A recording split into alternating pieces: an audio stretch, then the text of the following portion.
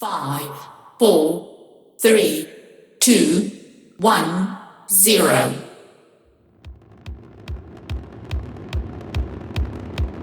You're listening to Cosmo Sapiens with the Galaxis Gal and Space Ace. We're partnering with the Association of Commercial Space Professionals, or ACSP, to promote their upcoming Space Regulatory Bootcamp, March 4th, Albuquerque, New Mexico.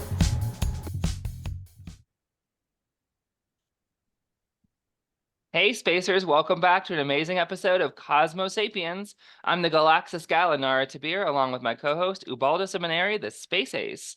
Hey Space Ace, how's it going? Hi, good. It's good to see you again, and it's good to be here. Yeah, we are very excited again to be talking about this Space Regulatory Boot Camp that's hosted by ACSP. It's coming up March 4th through the 7th in Albuquerque, New Mexico at Q Station.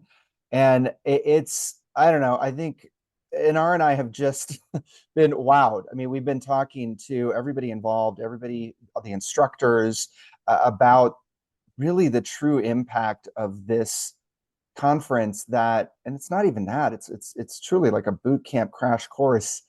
If you want to be in space, if you want to start a space company, if you want to sell space, this is really the place to be. So we wanted to continue to hit that point home, and we invited Dr. Namrata Goswami to join us today because first of all, you're a powerhouse thought leader and voice in the space industry. And also you attended last year, and I don't think you're going to be able to attend this year, but you have some very powerful viewpoints and perspectives and advice, I think, for people who are thinking about attending this. And so, first of all, welcome. Thank you so much for being here. Well, thank you for having me, Ubaldo and Inara. It's a great pleasure. And let's take it away. Let's talk and dig in deep. But Absolutely. Before that, would you like me to introduce myself? Please. Yeah, thank you. So my name is Namrata Goswami, and I specialize in space policy, international relations. What I bring into the fore is a teaching experience as well as research. So specifically, I research on the US, China, India, Japan, African Space Agency that just instituted their own thinking in space, as well as what I also kind of enjoy doing is to look at how space is being perceived from a future perspective. So what are the kind of goals that nations are looking to? And then also to see how the regulatory frameworks are actually impacting space policy. And I also study the national security aspects of space. So that's a little bit about myself. I teach at the Thunderbird School of Global Management, Arizona State University, on space policy. And I also do technology education at Emory University and the Joint Special Forces University. Great to be here. Yeah, oh my goodness, so many things that you're a part of, and you're really setting the norms for. One of the things I want to dive into is this change now in the global positioning. We have this multipolar world emerging, and in the past we've dealt with space norms and regulations based on these connections between Russia, China, America, and now we see that dissolution of those relationships. How is that impacting, the way that we plot our course forward? America basically doesn't really need to factor China and Russia as partners, but now we have to factor them in as threats. How has that changed that regulatory positioning? Yeah, so I like the way you put it, and it's actually spot on. So from what the research I'm seeing is that, in fact, it's becoming even more stronger as to how China and Russia are building their own strategic alignment structures. And by that, I mean actually three specific ways that they are actually trying to initiate a completely different international order. One is, of course, space policy and goals, what they want to do. That includes presence in low Earth orbit to cislunar space and beyond. Second is actually institutions and regulations. So they are building their own institutions globally. One is the Belt and Road Spatial Information Corridor, but also China has built the lunar regulatory body now, as well as looking to regulate how their companies perceive low Earth orbit. And then what is even more vital to understand is that they are integrating, and this is something that the US and its space companies will have to think through in the future, which is that they are integrating a concept called civil military fusion strategy that actually includes not just space, but also civil military fusion of cyber. So cyber in connection to space, a regulation, how that can actually advantage their companies and citizens. And also what is interesting is that they are looking at space from a very economic perspective.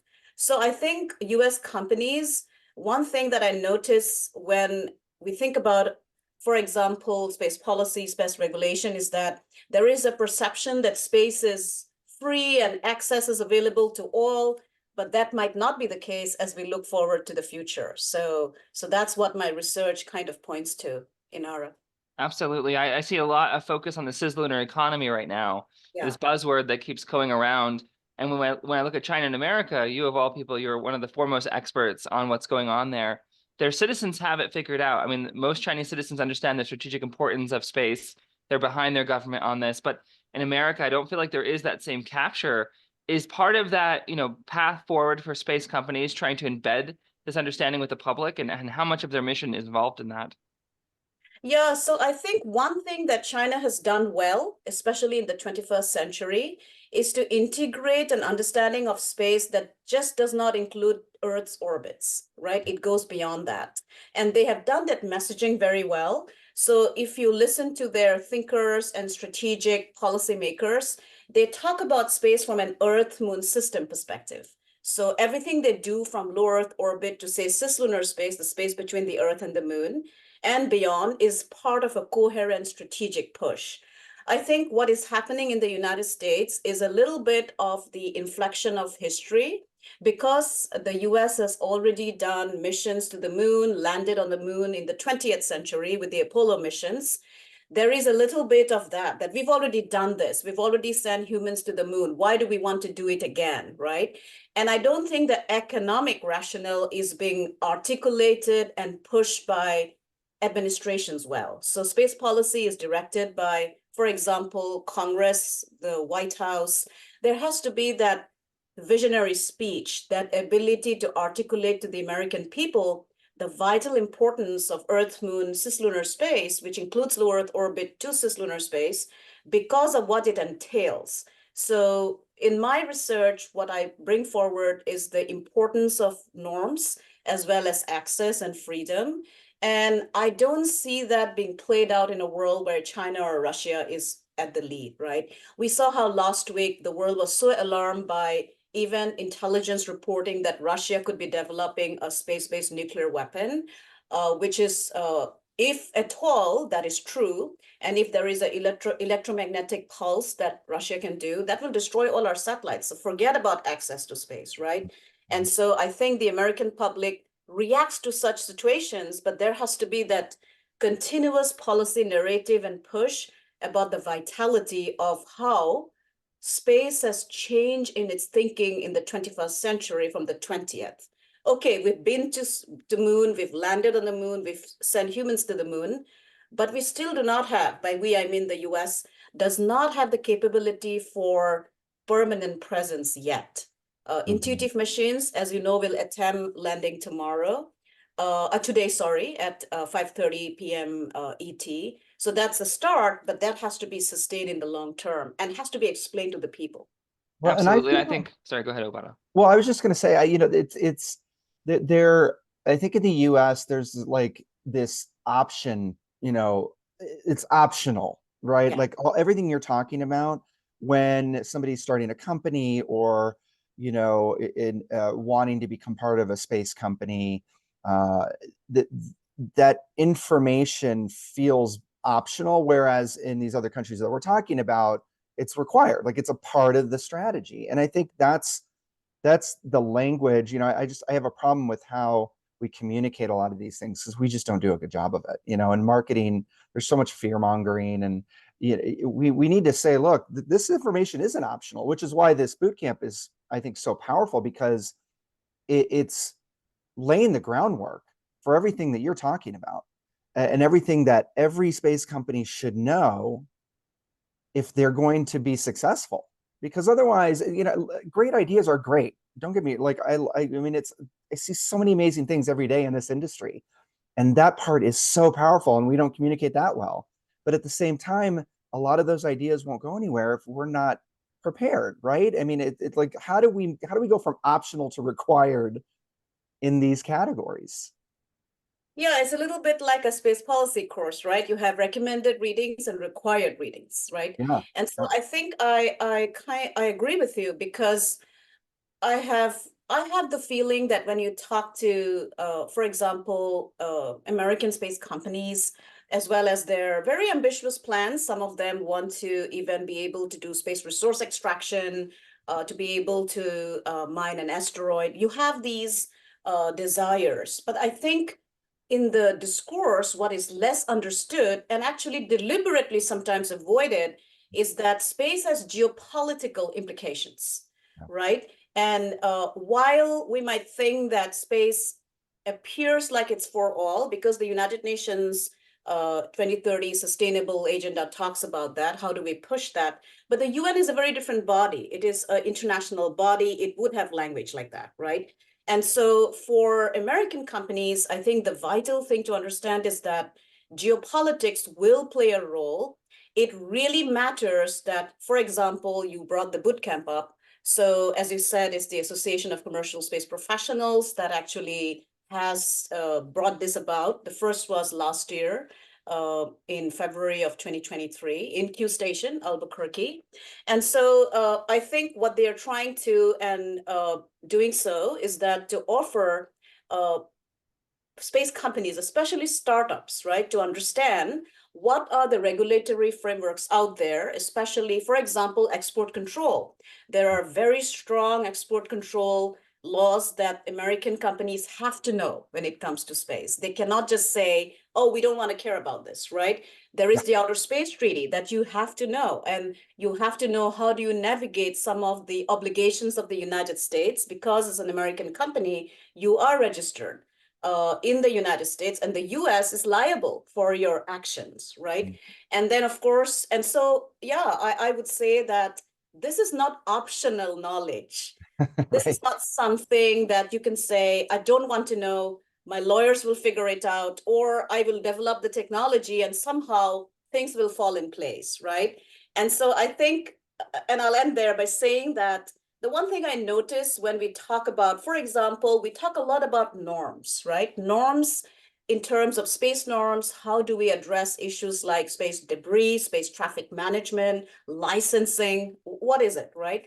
And so norms can be guiding, but what is even more vital is to understand how standards and procedures are put in place for safety and security. And I think that's what the bootcamp will also offer in terms of understanding of those requirements, and how do you actually establish a company that is ahead of others in terms of understanding the domestic regulatory frameworks in the United States, an understanding of partner nations regulatory frameworks, because after all, you have to partner if you want to do space exploration and exploitation and utilization. And then finally, I think what is even more important is that to understand within these structures what is possible. You know, you made a very good point about though that there is a lot of fear mongering. So that is why I think when you look at entrepreneurs or engineers, they tend to not want to engage because they are tired of the fear mongering, right? They think this is okay, someone who's a space lawyer will tell me that I'll get into trouble if I don't do something, right? But I think the message should be that what this boot camp wants to achieve is not to instill fear, but to actually make it possible for you to succeed in terms of what you want to achieve, in terms of whatever technology, supply chain, legal framework that you want to build, and also how do you want to build it in the beginning, right? So if you look at cybersecurity, standardization, and regulation, one of the biggest complaints is that when you establish the standards, you do not include the lawyers, right? And then what happens is that by the time the standards are in their mature form, lawyers come in and say, okay, you can't do this though, right? Mhm. So Yeah. that's what And then the your whole bootcamp wants strategy to is out the achieve. window. Yeah, yeah. Yeah.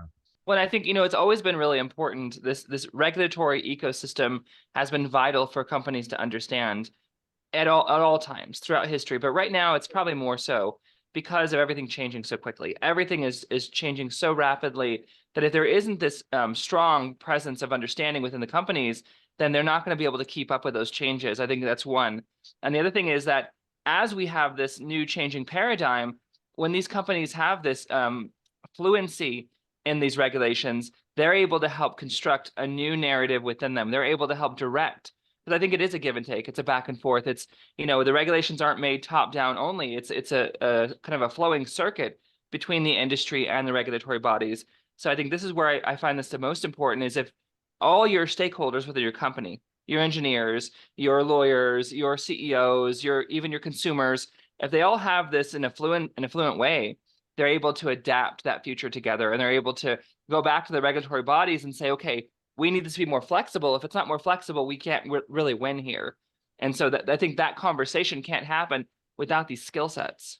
Yeah. Oh, Well, and yeah, I think, I agree. So go ahead, please. well, I was just going to add, I think the space industry, it's young enough, that we're seeing some really great collaborative organizations come together, like Confers or Cosmic, that just launched last fall, right? That where they want every space company to have a voice, and then they collectively can go shape policy and shape norms and regulations. And so I think it's such a great opportunity right now in the industry that you don't see in other industries. I think oftentimes you start a tech company, and unless you've got billions of dollars or something like that, or the right people in DC to voice your opinion, you get lost in the shuffle. But here, I think we have a really great opportunity, which again is perfect timing for this boot camp, and to get involved, get the fundamentals down, and then go join these organizations. I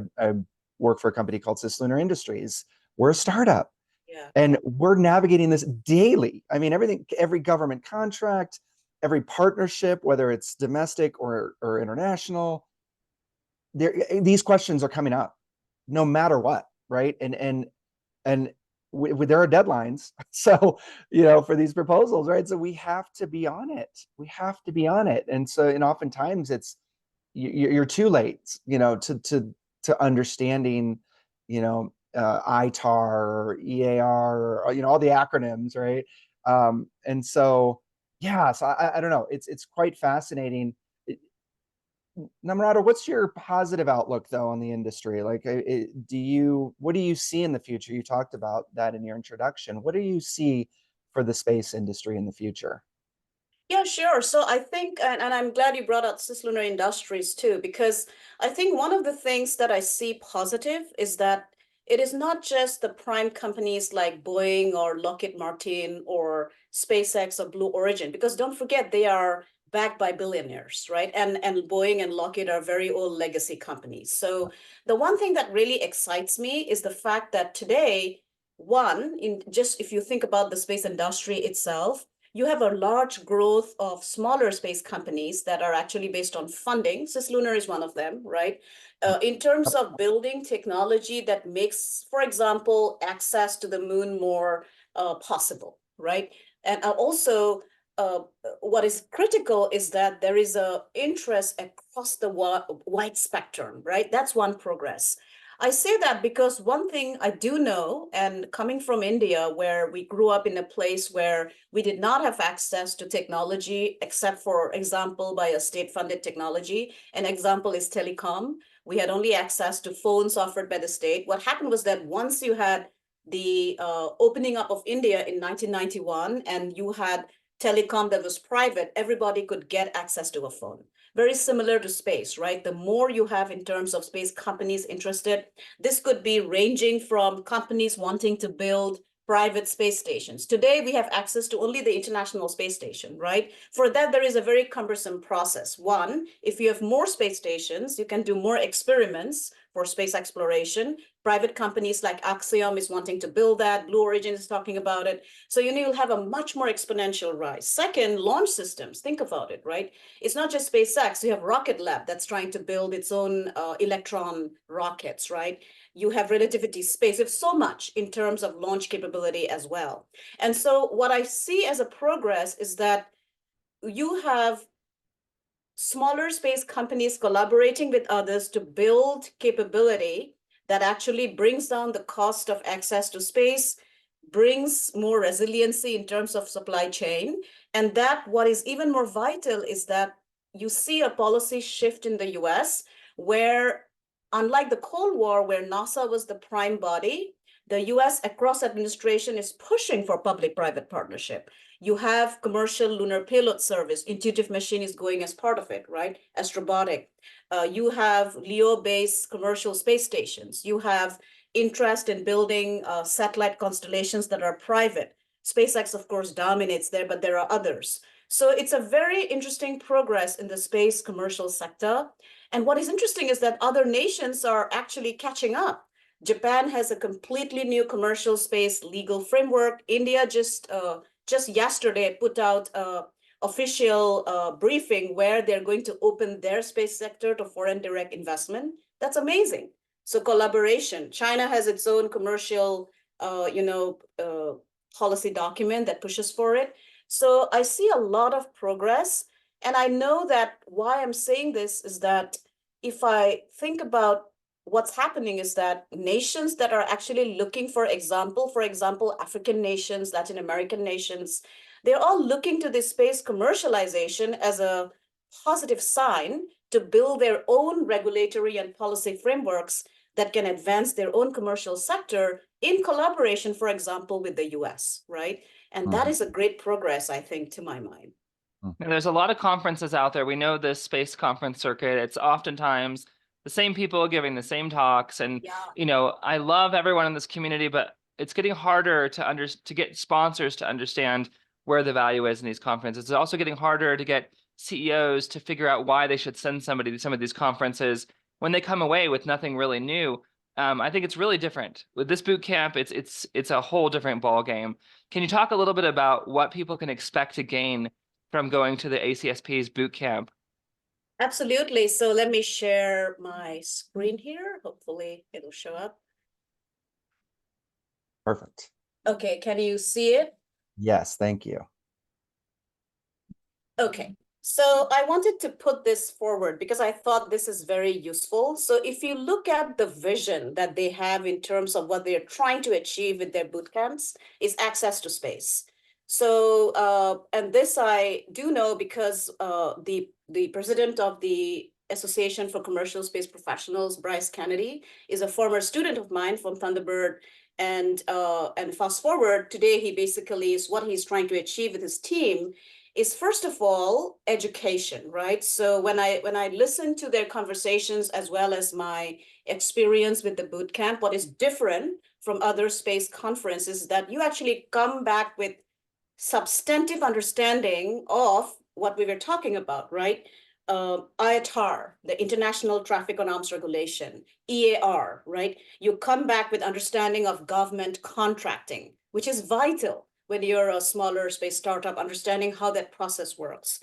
You come back with case studies that they're going to run or applications, right? Workshops that they're going to run, that they're going to actually put you in situations where you have to actually apply what you learn in terms of education. So I think first you come back with very concrete educational packets that you understand how to move forward. I think second, what they're looking for is mentorship, which is great, and which we both talked about is networking, right? Networking beyond the usual suspects, right? You actually get to meet great instructors who can be your mentor, who can continually support you. You would get understanding of the space economy and the global space regulatory framework. So that's the second pillar. The third pillar is, of course, connection. The other thing which is interesting is that they are trying to offer all this in a very cost-effective manner, right? So the pricing of the ticket is not much. And so when you think about the amount of knowledge that you're going to gain, which is concrete, and the connection, there is a little bit of altruism in there too, because they understand that space startups, for example, those who are new, might not be able to afford some of the attorney fees, which are very high. Yeah. So they're trying to offer this at a cost that you can get this education at one particular platform. And then finally, I think they also have a certification program. So once you finish the boot camp, you can actually get the educational certification by passing exams. And so I think that's absolutely vital and so different from, say, conferences like the Space Symposium and others. And Right. so I think this is really important to understand.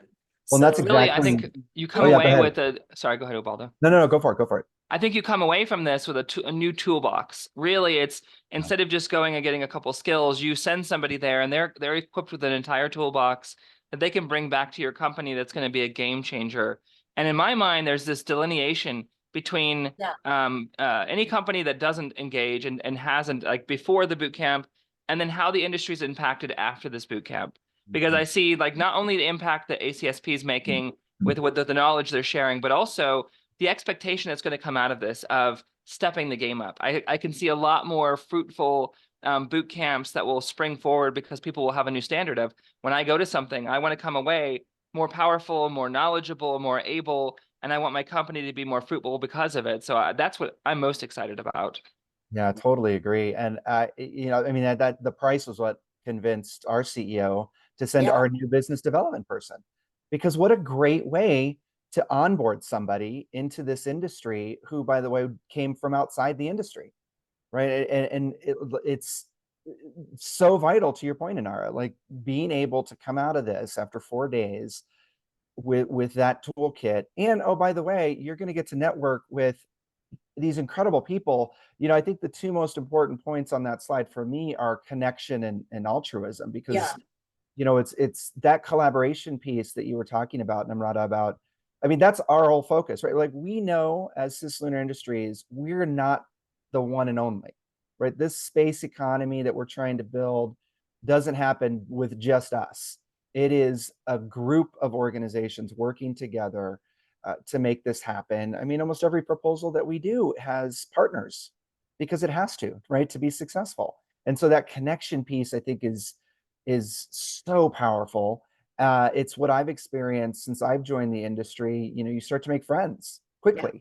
At every conference, you see the same people and you start to develop these amazing, deep relationships. And then that altruism piece is really fascinating. This is the first industry where everyone has the same purpose and goal.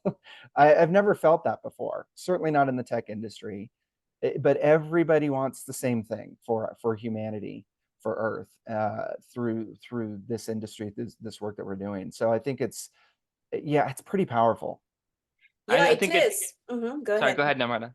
Yeah, so I just wanted to continue with that because I think one thing that what this does is that instead of creating a fear narrative, what it does is that it empowers American companies to offer the United States a strategic advantage, right? So that you know what the rules are, you're playing within the norms and regulatory guideline, for example, of the Outer Space Treaty, but you're also building strategic advantage for the United States. And that is absolutely vital in my point of view, because I don't think people realize that there is actually a strategic competition in place today.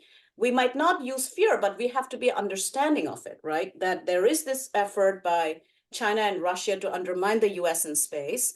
And what the US brings to space is democracy, freedom, representative structures where minorities get represented. That's an amazing program, very similar to how the Indian space program is trying to do this, right? And you see US-India collaborating. So I think this is what the bootcamp becomes so vital, because by equipping and empowering American space startups as well as other companies who are in there, for example, going ahead in terms of building technology, like Cislunar, you are part of DARPA now, as I know, a part of a program there. So I think what that does is that it empowers and does it in a way that actually gives you the skill, which we talked about, Inara and you and me, that skills are so vital. So I'll briefly say that if you look at the program itself, and I would encourage anyone listening to go and look at the program. So what I find so interesting is that they have a very specific item, which they call space law for business, right? So it's not just space law by itself. That's why I think Inara's point that people attending are going to come back with very concrete understanding and educational lessons of what space law means for their business. So, for example, if I am let let's think of me as a space engineer, right? Trying to build a technology, but I also want to have a company. So it's very different from being just an engineer, right? You have to have the understanding of regulatory frameworks. You have to not be caught by surprise as you move ahead. And you've already built the technology, and then you realize, I want to collaborate with someone in the UK, but I can't because of IATAR, because I have no understanding of it, right? So this is what the bootcamp actually wants to offer. And what I find interesting in terms of their structure is that they call the first one third of the day education. The second part is about skills, which is basically giving you the skills by doing workshops, and finally application, right? And some of the topics they're covering, as Inara and you were mentioning, Baldo, is exports control, telecommunications in space. And if you look at the instructors, they have amazing experience, including some who've worked for SpaceX before. Michelle O'Hanlon, who's basically one of the leading American space lawyers for understanding international law and domestic law. Then you have government contracting with a deep dive. And I think this is somewhere it's absolutely vital. So some things that we need to understand when we are a space company, and you would know this so well, Baldo, because you've done this, is that there is a particular time when you have to apply for grants and funding and government contracting, understanding the whole process. What are the rules, FCC rules, what are the FAA rules? How do you go about getting a license? How do you go about then getting and talking to your investors? And they would ask you this question, what is your business plan? And in the business plan, they would want to see whether you have actually taken into account and have a good understanding of the regulatory frameworks that they might run into if they think of investing in your platform or your company, right? And I think that is where the bootcamp is so vital. And I'll end by saying that I attended the first bootcamp, and what I saw was this being played out in practice. First of all, Q Station is an amazing place to be, right? It is very collegial. It's where you can actually have a very deep conversation with someone. People come up to you to have conversations. There are several networking capabilities. But it's actually networking that is aimed at, and this is where I think this bootcamp completely is different from other conferences I've attended. It's not transactional, it's transformational. Yeah. Love that. So what it aims to Absolutely. achieve is a transformation in not just your relationships, but also your understanding of what is out there. People come away feeling that they have not just an educational understanding, but have actually developed deep relationships going forward, right? And I think that's where I felt that way when I was in the first good boot camp. I talked to so many people. My expertise is space law and international relations, but I learned a lot about regulations and came away with a better understanding of, because that is vital when I teach, right? And so, yeah, so I think that's what I have to offer in terms of that particular conversation. Well, and you're easily recognized as one of the foremost experts in the world. So when you tell me that you came away with these new understandings and skills, it's like that blows my mind. That's a powerful statement. I think anyone that knows your depth knows that that's huge. You know, I think there's this sorting factor with this boot camp where the networking that happens there is a networking that's such a high quality because you're networking with companies that now have these new tools and these new capabilities. So instantly you're kind of ahead of the game with the people that you're networking with because they get it in a huge way. Can you talk about some of the pitfalls?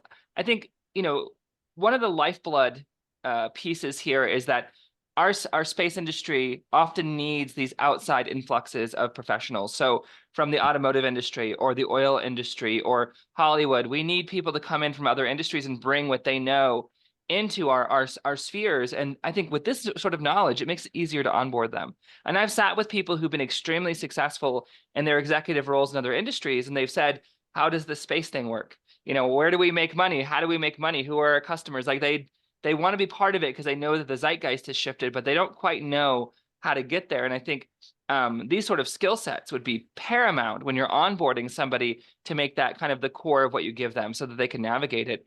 Can you talk about some of the pitfalls that you've seen over the years that maybe companies didn't expect or kind of got caught in that could have been mitigated with this sort of knowledge? Yeah, I think first of all, understanding that while space excites all of us, you still have to navigate funding, right? You still have to get money, and you have to get money for the long term. It's you cannot be, it's very difficult to work on a long-term technology when your funding cycle is short. So that's something companies did not think through, right? And then they had to actually, and this is actually what happened with, for example, some of the space-based solar power companies, because it's a very long-term development of technology, and so timing, understanding of the market, and understanding of where the funding is coming from sometimes is lacking. And so because you have a great idea does not mean, as Ubaldo was saying, doesn't mean that someone will fund you, right? You have to have, that's why, and you have to start early. And that's why I think the bootcamp is so vital. And as you said, Inara, this is not just about, those who are already in the space industry, but students, right? So once students are equipped with this kind of skill sets from a very young age and then have an access to it, they can then go on to build careers in the space industry that is informed by not just an understanding of the space economy, but the economy as a whole, as well as what is required. So one thing that I've heard investors, including governments, talk about, and I was 2 years ago, I was in Australia talking to their commercial space sector. And one of the questions that the government entity asked is that, okay, you say that you're going to build this technology, but why should I choose you? Because first of all, space companies or space startups are not yet demonstrated in terms of their technology. So you have to take that risk, right? So for that, the pitfall is that you need to have a business plan that is vetted, that also is vetted by the legal regulatory framework, that is vetted by, for example, advocacy, who are the advocates who have experience that are part of your team, and also to start early in that process. The other pitfall I think I notice, especially when it comes to conversation like a regulatory framework, is this general tendency for those in a space company or the space ecosystem, like for example, those who are building things, right? They think this is not their job, right? They would say that, okay, this is not my job. I don't need to understand this.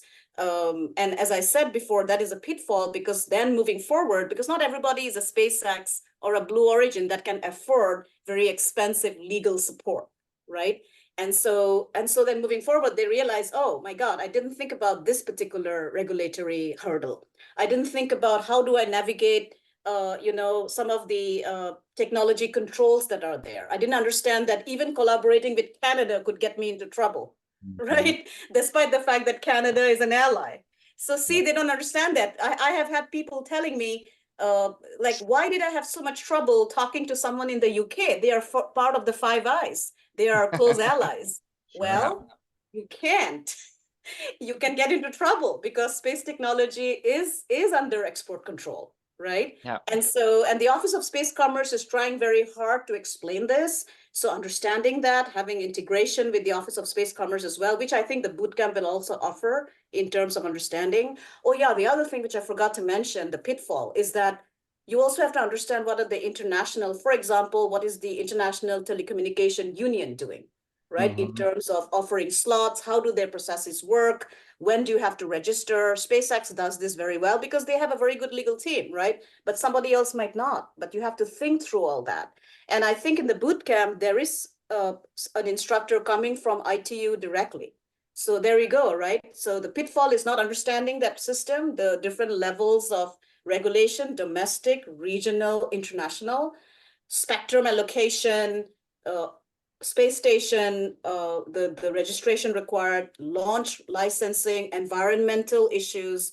You have to really understand this from the beginning. And even if you're an engineer and you're just building the rocket, you will not be able to fly that rocket or launch the rocket if you don't understand what the regulatory hurdles are, right? And I think that's a pitfall. I think we still have a mindset where we do not have an interdisciplinary approach, as you mentioned, Inara, people coming from outside. And I'll end by saying that I was in a recent conversation where there was someone saying that, oh, we'll go and basically have our installation on the moon, and then we will mine resources and we will do profiting from that. And I said, well, the Outer Space Treaty might get you into trouble and the liability convention, right? Right. And there was actually, the person was not happy with me for bringing that up, right? Because for them, we are the builders. Who cares about regulation or anything? Right? But you see, you have to know that. And once you know that, you'll realize that actually I can do this. it's not stopping me. The Outer Space Treaty does not stop anyone. It says that you can utilize space for peaceful purposes. It could be space resource extraction, right? And so I think the pitfall is to have that mindset that, I don't need to know this. This is not in my field. And space is such an integrative process that I think that's where the boot camp becomes so vital to my mind. I can think of one heartbreaking example of that, where that builder ignores those regulations. There's been these stories of people who build these beautiful homes, amazing, immaculate homes, and they work for 3 or 4 years, and they find out they didn't get building permission, or they didn't get the permission done correctly, or they didn't file a certain form, and then they have to knock the house down. And so there is, it's important for builders to understand, like, the value of your work is only that it can endure. And it can endure if you've, bypassed some of these important regulations. Going into this conversation, I thought I had identified the stakeholders for this thing. I've been trying to figure out, who do we pitch this to? And, for me, my mindset was students who are interested in getting into law that don't know this is even a possibility. When you say space law, a lot of people still get a blank look and they're like, wait, what do you mean, space law? So I really want those students to understand that this is a possibility, considering how important space is going to be to every industry. I think they need to know that that's available, but then also, space professionals, CEOs, builders. There's all these different, people within the spectrum of the space companies, legislators. But then I'm thinking, talking to you, investors, people that are going to be evaluating business plans. It's going to be so important to understand, like, if in like Space Fund, for instance, I'll give you a good example that we all know. I think being able to properly evaluate a business plan for space and know that it's going to succeed, they have to have this background in the regulatory system. So to me, that's another big one, is like, we should be getting investors flooding into this boot camp. That way they're able to very fluently understand which business plans are viable or which ones aren't even possible, because you can have an amazing business plan that works in another industry and is solid, and you might want to throw all your money into, but if it bypasses those important regulations, then it's not useful. It's actually a non-starter. So I think that's really important for them to have. Yeah, and I think even representatives from the Office of Space Commerce, vital, right? I mean, despite the fact that they're in the office, they also need to be aware of changing situations, understanding the space economy, what actually are the space companies wanting. NASA representatives, this is a great way to understand what some of the concerns are and how do you navigate to actually build a mission. Again, very vital. Defense Department, I know Air Force Research Laboratory is a partner, right? And so again, building that into the ecosystem. So I would say that, and so let's think about how this is different again. And I think, Anara, you really hit that point. Like, it's really vital. And I know there is a fatigue with space conferences because every time, so for example, when you talk about, say, an issue like the Artemis Accords, right? So, okay, people all know what the Artemis Accords is. We all know what is happening in terms of the missions that are actually being launched, the space launch system, the landing, different landing capabilities. But then the important point is, how do we actually be a part? And that is where I think the Bootcamp and the Association of Commercial Space Professionals vision of advocacy comes in, right? So Artemis Accord is still in its preamble stage. It's not the full accord. So this is where I know they have a presentation on the Artemis Accords. This is a great time to actually inject your own ideas of how do you think regulation will benefit commercial companies. What are commercial companies concerned? One of the things that when I'm teaching space policy and regulation, actually policy comes in there, right? So companies are actually quite afraid of too much regulation, right? They want to have this much regulation, but not be overregulated. Well, this is the time to actually advocate for what you want and to have listening ears that can think through, okay, if I talk about this particular regulatory framework for Artemis Accord, this does not benefit my own companies. How do I make it more global, but also more how do you progress, right? How do you actually sustain a business? And I think that's where it really is vital, I would say, in my perspective. Yeah, I'm loving all of this because it really, the more people I talk to and understanding all of the little things that you don't think about, that there are agencies out there who are planning, and building teams to go out and, investigate or look for, companies who are not doing what they're supposed to be doing. I mean, that's coming more and more, right? As this regulatory landscape continues to formalize, you're going to see that. So why not get prepared now? I mean, again, there's such an advantage to being in the space industry, in my opinion, right now, because it's still young and it's still forming. And so to be able to be a part of the group of people and companies who are helping to form it, it just, that to me is like the most powerful thing, even beyond the technology that you're building, maybe, because we're setting up the future here for all of us. And that, again, I think, man, I'm very excited. I don't know if you can tell. And to continue with your thought, right? So even to understand the Federal Communication Commission, the FCC's licensing processes, right? So they have a session on that. That itself is so companies look at that and think, my God, there is so much regulatory hurdle, right? But I think what the boot camp is basically focusing on is to make that easy. It's not to tell you that you can do something. It's basically, as I said, to transform that understanding, right? And what I like about the philosophy is that it's not transactional. It's not like how much money you can bring in. It's about how can we help you with a way that space startups that might not have the kind of funding for very high and legal fees will be able to navigate. And I like that, because I think that's something that creates, to an extent, a level playing field, right? And I'll tell you why this is so vital for America's ecosystem, because I know China is offering their companies government support to navigate not just global, but their own access to spaceports, access to money, access to policies, access to international regulatory framework. And just recently, they've even passed cybersecurity laws in connection to outer space.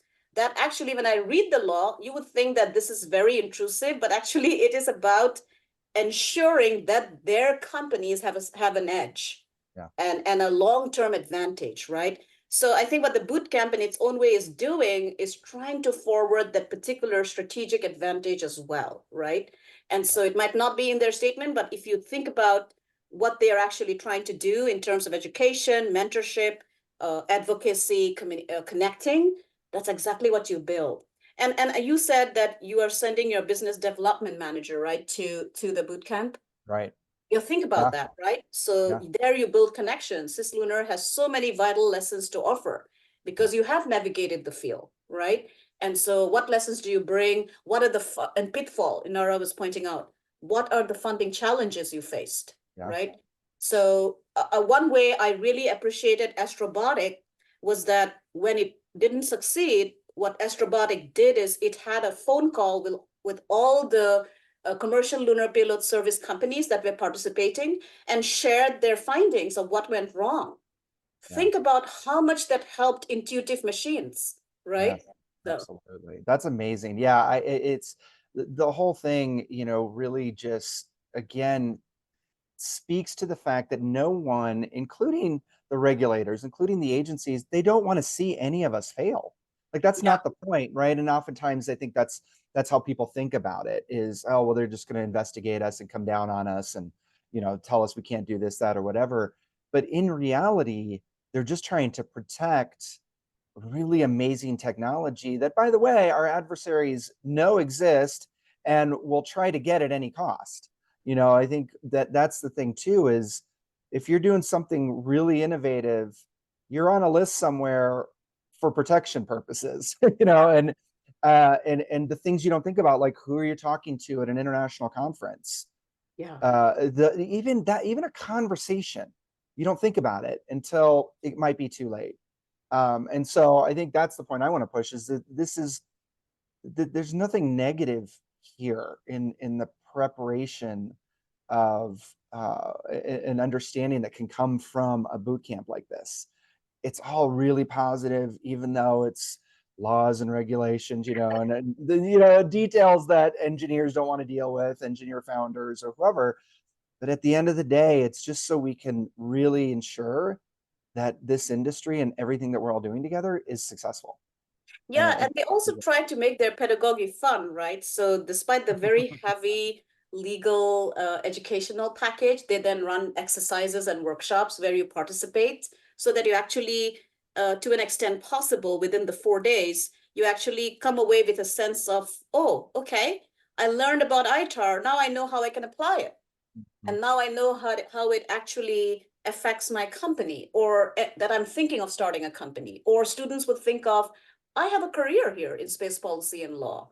And this is what space law looks like. It's not that thing, as Inara was saying, oh my God, what is space law, right? And I also sometimes get that kind of question, right? In space policy, oh my God, you're dealing with space policy, And so I think that is actually very vital, the point you made, that it's that integrative educational as well as application, advocacy, and skills, right, that the bootcamp brings.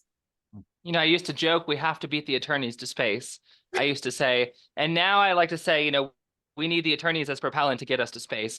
And I think it's part of the normalization. Everyone deals with legal and attorneys and in every facet of life. And so I think it's a demand signal of space is going to be inhabited. It is real. It is happening now, because now we have these really normal things like, space medicine and space law and space energy, things that people can really understand and grasp. And I see this kind of error in thinking sometimes where people look at China as powerful because they can rule from the top down. Yeah. And they can plan for 25 years with continuity in their space missions with no interruptions. And on the West, we have every 2 to 4 years, we have disruption. We have things kind of scrapped and started over, and it can be a hindrance. But the real power of the West is our private industry. And I think a robust and well-informed private industry is the ability to, make space available to so many other people around the world. When I think about China, I don't think anyone plans long-term a partnership with China. They know it's an ethnocentrist state. They know that if China takes space, they'll hold space for themselves only. With America, obviously we all have our goods and bads, but America will open the door and make it available to all of our amazing partners around the world. So there is a clear delineation here of that future that is possible if our companies are dynamic. And I think this is where this boot camp comes in, and it gives us that supercharge for the private industry. Yeah, and I think the one thing that the bootcamp also does is that it also makes you realize how can regulation be done better, right? So while we have an understanding of the regulatory frameworks, domestic, regional, international, we also come away with, but this probably needs to be regulated better and more effectively. Maybe the licensing process is too long, too cumbersome. Maybe we can advocate, right? So I do know that one of the, I think Sagi Kafir will be there in the bootcamp, and some of the advocacy he did, and which resulted with other advocates with the commercial lunar, the Space Competitiveness Act, the Asteroid Act of 2015 that President Obama signed into law. And so what companies started realizing is that, well, there is the very good regulatory framework when it comes to low Earth orbit and geosynchronous space to an extent, but then it's missing in terms of cislunar space and asteroids, right? Whereas companies want to get there. And one thing that companies look for is predictability in their investment, and where regulation comes in, right? It creates that predictable path to success and profiting. And so that's where I think the bootcamp helps. Like, you understand the law, you understand it from a very application advocacy perspective, and then you bring in advocacy, which is the last platform, right? That, okay, this is where we probably need more clarity. This is where we need to get back to the government. This is where we need to have more conversation with the lawyers to say that, okay, and the people who set standards of safety and security, that, okay, we need to actually think through this particular loopholes in the regulatory standardization as well. So I think it's a very holistic kind of education that it offers. Fantastic. Well, that's all the time we have today. It's always a pleasure, Dr. Goswami, to speak with you. We're honored to have you on today. I look forward to all the amazing impact that's made. And we'll be posting the links to the conference whenever we promo this. Let us know where we can follow your work. Let our guests know where they can follow your work online. Yeah, I'm in Twitter and LinkedIn, so it's in my name. So that's where I post quite a lot. So that's the best place to follow me. Fantastic. Always a pleasure. Thank you so much. Thank you. Thank you. Peace out, spacers. Ubaldo and Inara. It's a great pleasure. So For sure. yeah, bye-bye.